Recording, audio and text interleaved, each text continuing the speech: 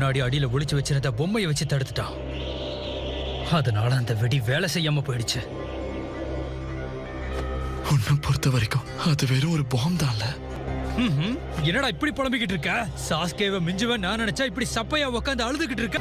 ஆனா ஷின், என் அண்ணா. நான் உன்னை எந்த வகையிலையும் காயப்படுத்த விரும்பல சாய். அப்படி நினைச்சப்பவே நான் இறந்து போயிட்டேன். என் மனசுல எதுவும் இல்ல சாய். இப்படி வெடிக்கிறது தாண்டா உண்மையான கலை. இதை விட பயங்கரமா பல வெடியை வெடிக்க வைக்கிறேன். முடிஞ்சா பண்ணி பாடுறா.